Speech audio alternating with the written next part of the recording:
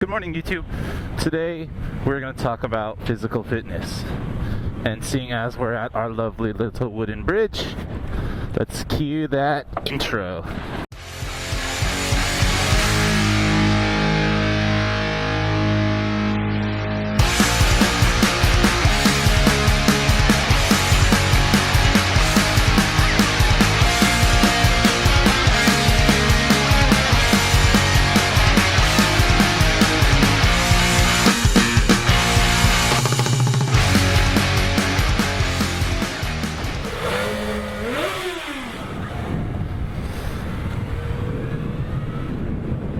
Well, doesn't look like we have any cow friends, so I guess I'll get right into the topic.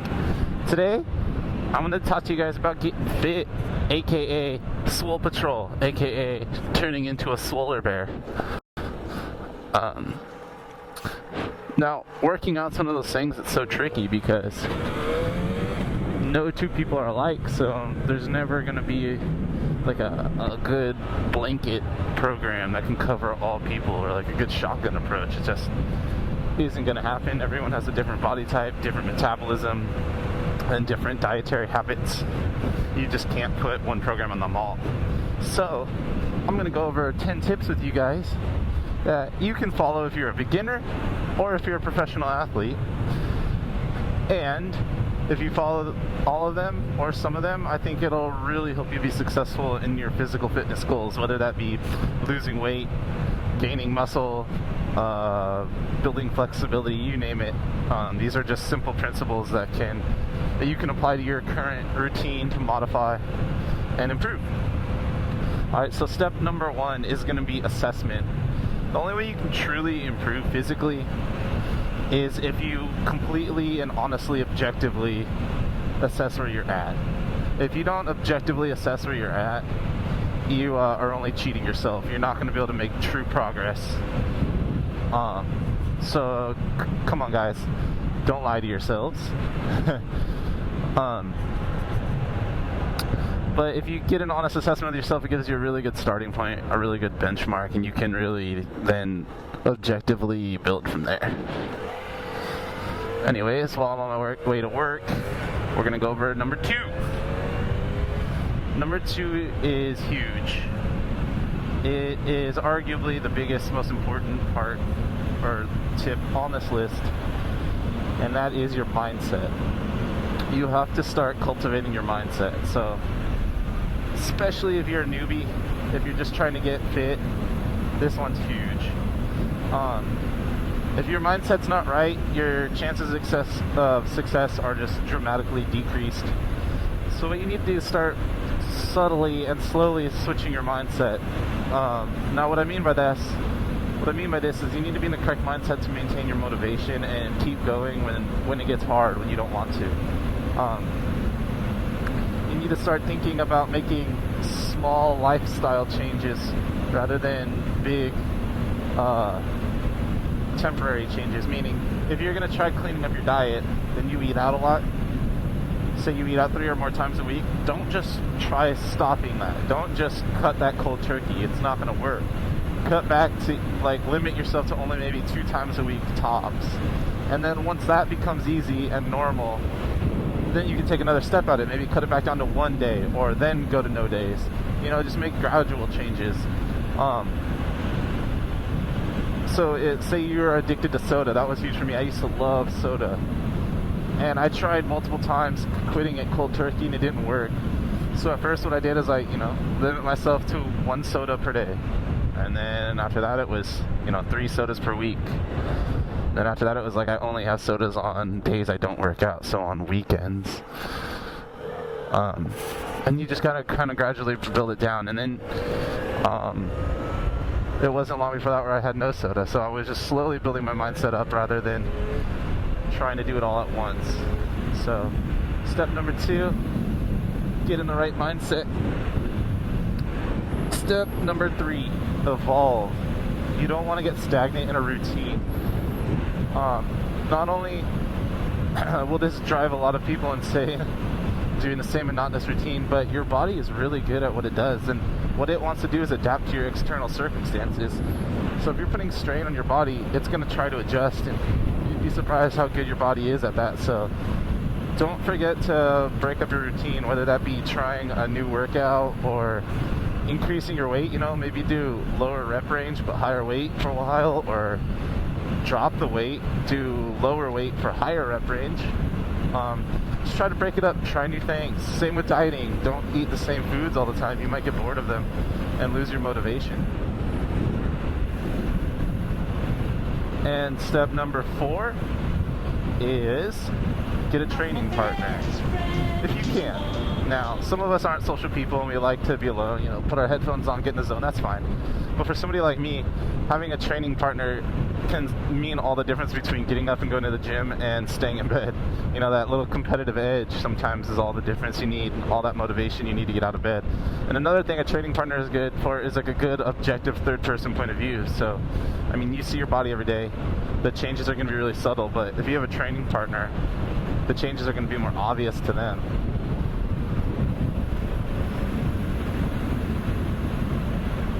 Step number 5 is timing. Now, this one can be controversial, but I'll tell you what I do and why.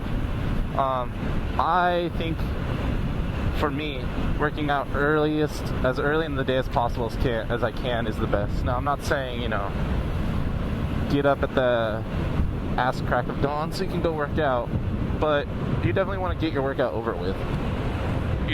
I don't want my workout lingering in the day. I find that I have more willpower if I just get up and get my workout done.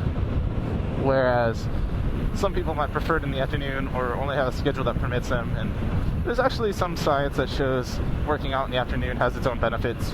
But to me, the willpower trade-off and the willingness to do it in the morning is worth the trade-off. I like to just get up and work out in the morning.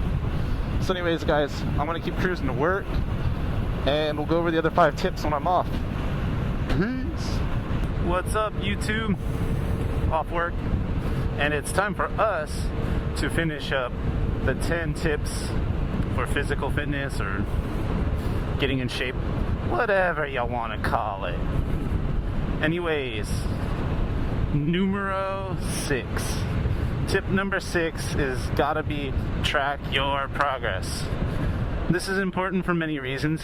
One reason being it helps you keep on track with your goals, helps you increase your chances of success for reaching your goals, and more importantly, it helps motivate you because, like we talked about earlier, with all that subtle change happening every day, you don't necessarily get to see it, so it really helps to be able to look back at where you were, and it helps boost your confidence and your motivation, keeps it going.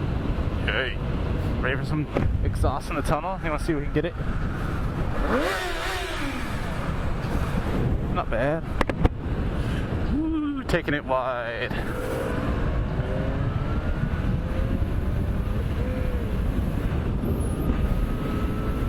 Alright, what are we on now? Tip number 7? Tip number 7 is gotta be set small goals. You gotta set realistic goals so that you can actually reach them. And it helps you with motivation, staying on track, and it's like anything. If you're gonna try to learn how to race cars, you don't go start in a Formula 1 car. You know, obviously, you start at the go-karts and you build your way up, or whatever kind of analogy you want to use, whatever floats your boat. Y'all know what I'm talking about.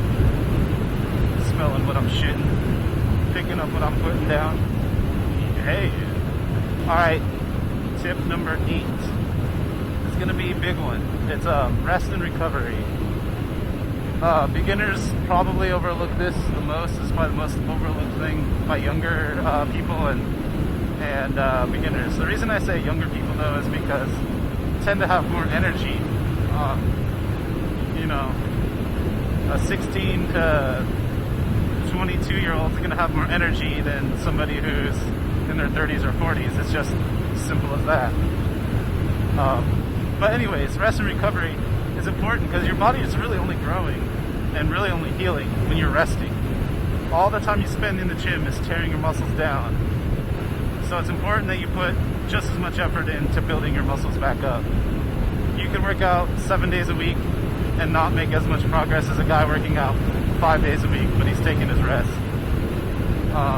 But everybody's different. Everybody has a different recovery rate. So it's up to you to kind of find that equilibrium between pushing yourself too hard and getting the proper amount of rest. Like adequate rest time is critical, absolutely critical in building your body, whether that be building muscle, building speed, building agility, anything.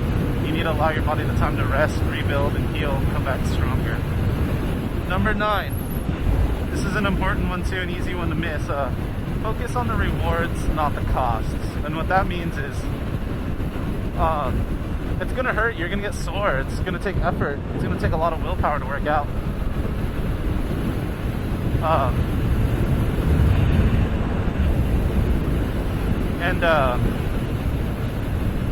It's gonna take a lot of willpower to work out, and it's gonna be painful at times. So try not to focus on that. Try to focus on the rewards, how good you feel afterwards, and the progress you're making on it. If you can stay focused on that, kind of try to keep your mind on the big picture, I think you're gonna be happier. And what else kind of goes along with that is soreness. You get kind of used to it. It gets less painful, it seems like. I noticed if I'm in a steady routine and I'm consistently working out, my soreness isn't so bad. But if I take a few weeks off, that first week back, man, my body gets way sore. I don't know. I'm not sure if that's because I'm not used to it, or if it's actually like physically building up more lactic acid or something. But anyways, definitely try to focus on the rewards, not the costs. And number 10 is going to be enjoy your life.